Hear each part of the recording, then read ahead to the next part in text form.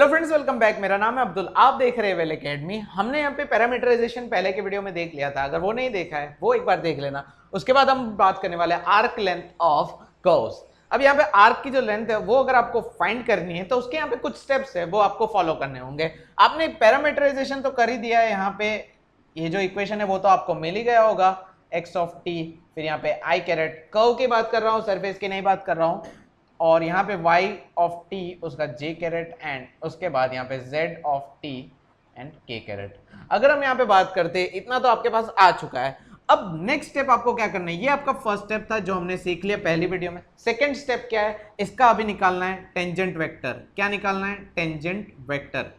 ठीक है, 11 12 साइंस अगर आप करके हो आपको स्ट्रेट लाइन चैप्टर मालूम होगा। आप टेंजेंट किस तरह से फाइंड करते हैं, तो डिफरेंशिएशन निकालते हैं, तो हम यहाँ पे टेंजेंट इक्वेशन ऑफ लाइन जो होता है वो हम फाइंड कर लेते हैं। तो यहाँ पे इसी तरह से टेंजेंट वेक्टर अगर मुझे फाइंड करना हो तो यहाँ पे मैं क्या करूंगा, आर डैश टी वो फाइंड करूंगा। ठीक है, उसका मैं डैश फाइंड करूंगा। अगर मैं ये करता हूं तो ये क्या हो जाएगा, एक्स का भी यहाँ पे डिफरेंशिएशन करना पड़ेगा with respect to t and वो आई कैरेट में, फिर यहाँ पे y का भी विथ रिस्पेक्ट टू t अगर हम डिफरेंशिएशन करते हैं, और सेम वे z का भी with respect to t differentiation.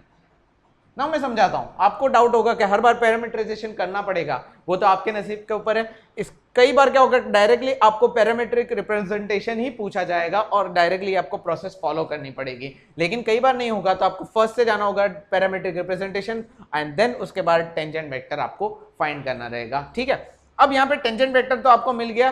What will be the next step, अब आपको आगे क्या करना है। तो अब एक बार ये आ गया तो फिर टेंजेंट वेक्टर जो है उसका आपको फाइंड करना है नॉर्म, यानी कि आपको आर डैश टी वो जो बार है उसका नॉर्म फाइंड करना है। कैसे करते हैं, तो काफी सिंपल है, अंडर रूट, रूट में स्क्वायर भी इसको बोला जाता है। अंडर रूट में आपको क्या करना है, यहाँ पे एक्स डैश टी जो आपको मिला हुआ है उसका स्क्वायर कर देना है, फिर यहाँ पे y डैश टी जो मिला हुआ है उसका यहाँ पे स्क्वायर कर देना है, और यहाँ पे z डैश टी जो है उसका आपको स्क्वायर कर देना है। ठीक है, अब यहाँ पे आई कैरेट जे कैरेट ये सब मैंने नहीं रखा हुआ है, ये आपको इतना फाइंड कर देता है। जैसे ही आपके पास ये नॉर्म आ जाता है फिर उसके बाद फोर्थ स्टेप आपका क्या रहेगा, तो फिर आपको डायरेक्टली आर्क की लेंथ मिलेगी s equals to interval a to b and जो आपका नॉर्म मिला हुआ है उसको यहाँ पे इस तरह से रख देना है with respect to d t, क्योंकि ये टी के रिस्पेक्ट में है तो with respect to d t. So if you observe first second third fourth, ये 4 स्टेप्स फॉलो करने पे आपका जो आर्क का लेंथ है वो आ जाएगा ना। हो थोड़ा सा यहाँ पे देखने से डिफिकल्ट लग रहा है लेकिन है नहीं। एग्जाम्पल एक सॉल्व करेंगे तो पूरी तरह से ये जो आर्क की लेंथ है किस तरह से फाइंड करनी है पता चल जाएगा। तो फटाफट से अभी एग्जाम्पल देख लेते हैं। सो यहाँ पे मैं आपको क्वेश्चन पढ़ के सुना दूंगा, मतलब पूरा मैं नहीं लिखने वाला हूँ। यहाँ पे दिया हुआ है आर, ये जो पैरामीट्रिक इक्वेशन दिया हुआ है इसका डायरेक्टली क्या दिया हुआ है, 2t आई कैरेट, फिर उसके बाद यहाँ पे दिया हुआ है 3 sin 2t j caret and उसके बाद यहाँ पे दिया हुआ है 3 cos 2t k कैरेट। ये आपका इतना पार्ट दिया हुआ है इसका, और यहाँ पे इंटरवल जो है वो दिया हुआ है 0 से लेके 2 पाई तक का। ठीक है, मैं यहाँ पे क्वेश्चन t का जो इंटरवल है 0 से लेके 2 पाई तक का दिया हुआ है। ये हमारे पास इसका पैरामीट्रिक रिप्रेजेंटेशन है। अब यहाँ पे आगे इसको सॉल्व करना है, तो पैरामीट्रिक रिप्रेजेंटेशन हमारे पास होता है तो हम क्या करते हैं, सबसे पहले अभी हम फाइंड करते हैं tangent vector r dash t। उसके लिए क्या करना होता है, इसका मुझे डिफरेंशिएशन, इसका डिफरेंशिएशन, इसका डिफरेंशिएशन। ना वेक्टर कैलकुलस कर रहे हो तो यहाँ पे आपको ये चीज बहुत अच्छे से पता होनी चाहिए। पहली वीडियो में बोल चुका हूं कि डिफरेंशिएशन इंटीग्रेशन के कॉन्सेप्ट आपके स्ट्रांग होने चाहिए। अगर नहीं है तो पहले वो पढ़ो, उसके बाद ही ये शुरू कर सकते हो, क्योंकि जगह जगह पे इसके फॉर्मूलाज आएंगे। तो फटाफट से 2t जो है उसका अगर मैं differentiation with respect to t करता हूं तो यहाँ पे आएगा 2 आई कैरेट एंड उसके बाद आगे अगर हम बढ़ते हैं 3 sin 2t j कैरेट, तो साइन का यहाँ पे क्या होता है, cos होता है, तो 3 2 6 एंड cos 2t। कैसे आया, डिफरेंशिएशन किया हुआ है मैंने। फिर cos का क्या होगा, माइनस साइन होगा, तो -6 sin 2t। ठीक है, सो इफ यू ऑब्जर्व ये जो है वो क्या है, ये जो है वो क्या है, x डैश t। ठीक है, ये क्या है y डैश t और ये क्या है z डैश t। ये हमने फाइंड कर लिया। ठीक है, अब क्या करना होता है, फर्स्ट स्टेप हमारा ये था, ये तो फर्स्ट स्टेप, इसको हम फर्स्ट स्टेप तो बोलेंगे नहीं, तो क्वेश्चन में दिया हुआ है। सेकंड स्टेप क्या था, टेंजेंट वेक्टर फाइंड करना था, जो कि हम कर चुके हैं। थर्ड स्टेप अभी हमारा क्या है, क्या इसका नॉर्म फाइंड करेंगे तो यहाँ पे आर बार डैश टी इसका अभी नॉर्म फाइंड करेंगे तो क्या है अंडर रूट में मुझे इसको पुटअप कर देना है। आई जे के उसको नहीं पुटअप करना, लेकिन यहाँ पे इसकी वैल्यूज मतलब 2 का स्क्वायर, फिर यहाँ पे 6 cos 2t उसका अगर स्क्वायर करना है, फिर यहाँ पे आता है -6 sin 2t उसका स्क्वायर। ठीक है, यहां तक हो गया। फिर उसके बाद इसको सॉल्व करते हैं। देखो ट्रिग्नोमेट्री एंड डिफरेंशिएशन जगह जगह पे आएगा। 4 प्लस यहाँ पे क्या हो जाएगा 6 6 36 cos स्क्वायर 2t एंड यहाँ पे 6 6 36 sin स्क्वायर 2t। ठीक है, दोनों में 36 कॉमन निकाल लेंगे।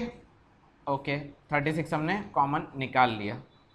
अब यहाँ पे अगर आप देखो cos square 2t plus sin square 2t क्या होता है, तो फॉर्मूला है 1 होता है। तो यहाँ पे हमारे पास आंसर आएगा 4 प्लस 36 1 36 36 प्लस 4 क्या हो जाएगा अंडर रूट 40। अंडर रूट 40 का मतलब क्या होता है 2 रूट 10। तो यहाँ पे मुझे जो नॉर्म है आर डैश टी, ये जो है नॉर्म क्या मिला 2 रूट 10 मिला। अब उसको किस तरह से सॉल्व करते हैं, तो हमारा फोर्थ स्टेप जो कि मैं यहाँ पे करने वाला हूँ, फोर्थ स्टेप हमारा क्या है s equals to integration of a to b and यहाँ पे नॉर्म जो है उसको लिख देना है। फॉर्मूला लिखेंगे पहले r dash t dt।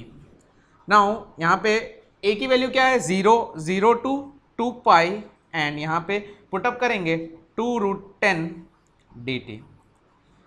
With respect to t करना है, 2 रूट 10 कांस्टेंट है तो यहाँ पे क्या आएगा डायरेक्टली यहाँ पे t आंसर आएगा। मतलब 2 रूट 10 तो है ही, लेकिन यहाँ पे आएगा t, उसके ऊपर लिमिट्स रहेगी 0 से 2 पाई। और यहाँ पे फर्दर इसको सॉल्व करेंगे 2 रूट 10 ब्रैकेट के अंदर 2 पाई माइनस 0। ठीक है, लिमिट सॉल्व की, upper limit minus lower limit.